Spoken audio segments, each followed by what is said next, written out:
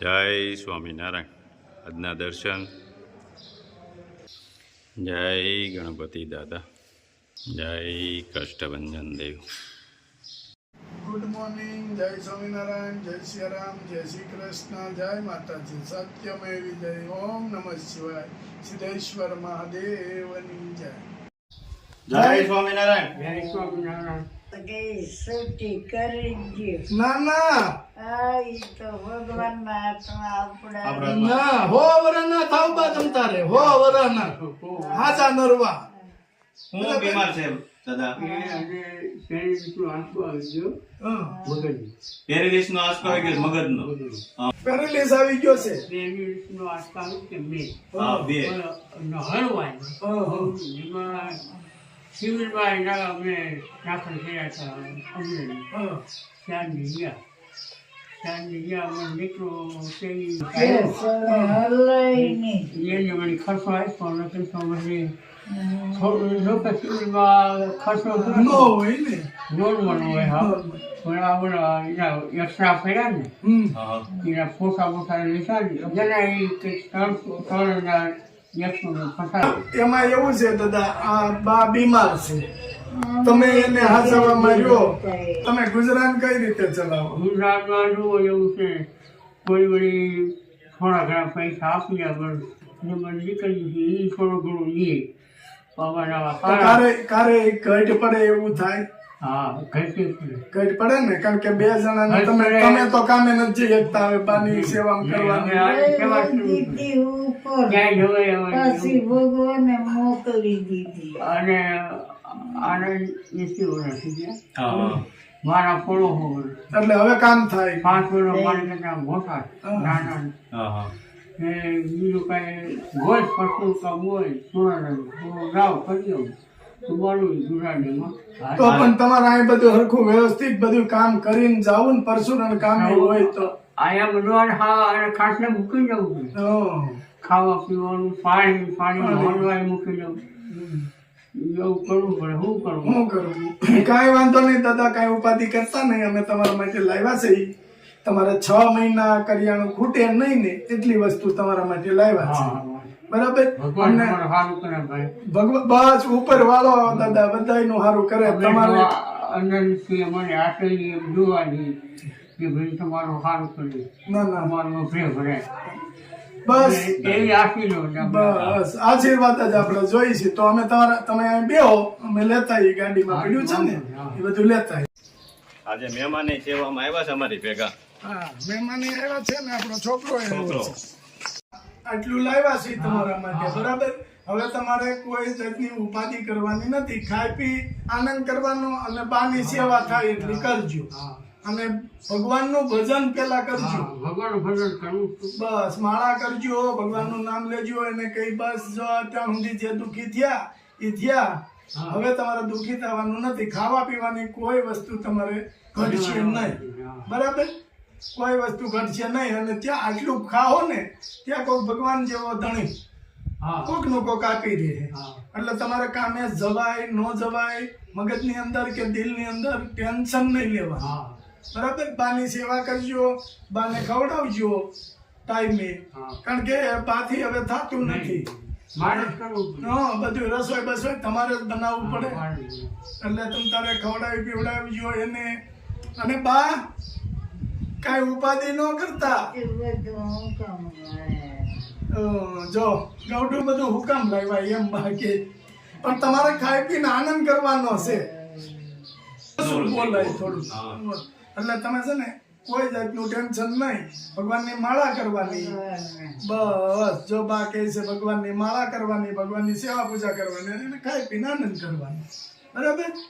કોઈ જાતની ઉપાધિ નહીં કરવાની. અને આ ઉંમરે કામે કેમ હવે તો નો થાય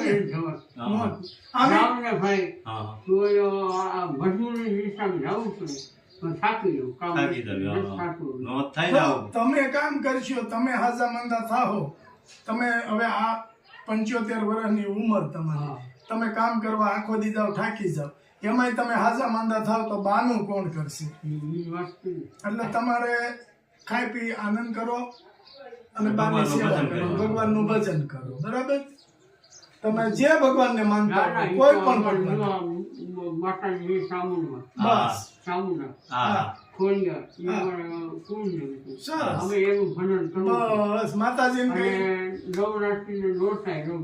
હા દોડતા રહ્યો છું હા. હા ઈ માણસ થાય તો કરું જ. હા. હા, બસ અને માતાજીને કઈ હાચા નરવા અમને લઈ જાજો, દુખી ન થવા દેતા, કારણ કે અમારે કોઈ કરે એમ છે નહીં. એને કઈ કોઈ નથી. હવે દીકરીઓ છે પાંચરા જ કરે. ઈ આવે તું એક દી રોકાય. એક દી દીકરીઓ કેટલા દી રોકાય એક દી બે દી વળી. અને દીકરીઓ બિચારા એનું માન પૂરું કરતા હોય કઈ માન આપે, અહીંયા હું દે. દાદા આ કીટ યુકે થી હર્ષ પટેલે આપી છે હા. એને આશીર્વાદ આપો. હોસ્પિટલને આપી છે એને રાજા બે બનાય અને એનું કાયમ મને સારું થાય એવી મારી પ્રાર્થના. બસ દાદાનું અહીંયા ભરાઈ ગયું છે, હા. બોલી ન ગયા. દાદા એવું કહેવા માંગે છે કે એનું અભ્રે ભરાહે અને ભગવાન એને હો વર્ષ ના હા, કરે. એ કીધું ને, એનું અભ્ય ભરાય, એનો હોવર ના કરે. બસ.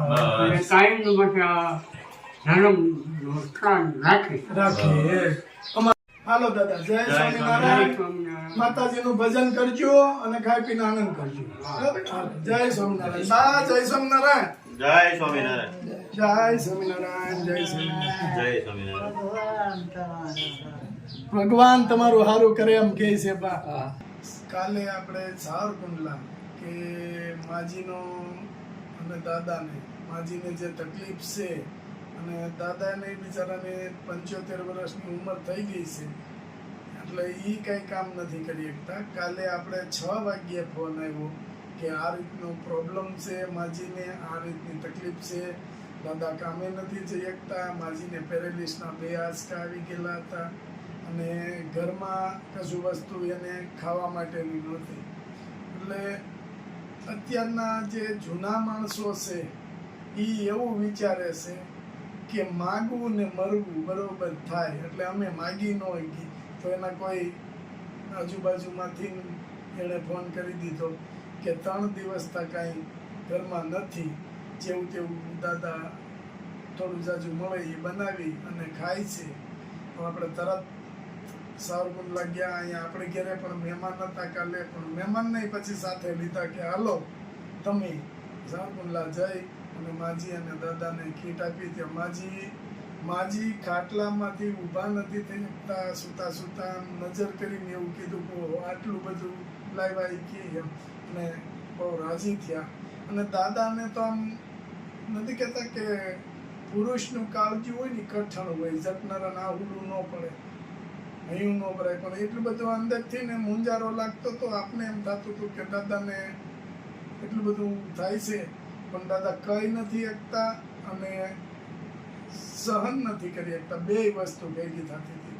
ઘણું આપણે આશ્વાસન સારું આપ્યું છે દાદાને અને આગળ જતા કે એને 6 મહિનાનું જે કરિયાણું આપ્યું છે, આગળ જતા ઈશ્વર જેવડો ધણી, ભગવાન જેવડો ધણી, કોઈનું કોઈ જાગશે, કોઈનું કોઈ એટલું આપશે તો આપણે દાદાને ચોક્કસ પાછું આપશું.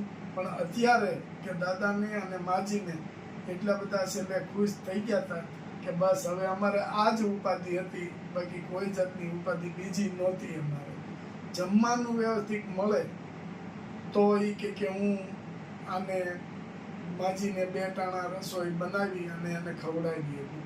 તો હું કમાવા જાઉં તો એની સેવા કોણ કરે? અને હવે આ ઉંમરે તો કમાય તો ન કે અમારે ગુજરાતીમાં કહેવત છે કે ખાવાના ખોટા અને કામ વધી જાય. એટલે ખાવાનું કાંઈ વસ્તુ હોય નહીં અને કામ વધી જાય, એ શરીર તો કેટલા દિવસ હાલે. એટલે કાલે આપણે આપ્યું. દાદાએ એમ કીધું કે હવે મારે કદાચ ટગબો પર જવું હોય તો બાજુમાં જમવાનું મેકી દઉં, પાણી મેકી દઉં અને હું ટગબો પર કામ કરી શકું એમ, તો મારે શાકભાજીનું ચાલે. મેં કીધું કાંઈ વાંધો નહીં, તમારીથી થાય તો કરજો. એ કે ઘર પેટની અંદર કંઈક હોય તો કામ થાય, નહીંતર તો હું કામ થાય. એટલે કાલ દાદા ખુશ થઈ ગયા છે અને હવે એ કે મારે થોડું ઘણું 2 કલાકનું કે કલાકનું કોઈ કામ હોય તો હું જઈ શકે. માજીને જમવાનું તૈયાર કરી ત્યાં મેકી અને દાદા થોડું જાજુ કામ કરશે. એટલે એને શાકભાજી કે દૂધનું એ ચાલે એવું. અને બહુ આનંદમાં આવી ગયા કે હું આજ ખુશ છું કે આટલું બધું તો મેં કમાતા તોય અમે એક સાથે આટલું બધું નહોતું લીધું, એવી બધી વાત કરી. પણ કાંઈ વાંધો નહીં, ભગવાન દેવાવાળો હોય ત્યાં કાંઈ ઘટવા ન દે. જય સ્વામી.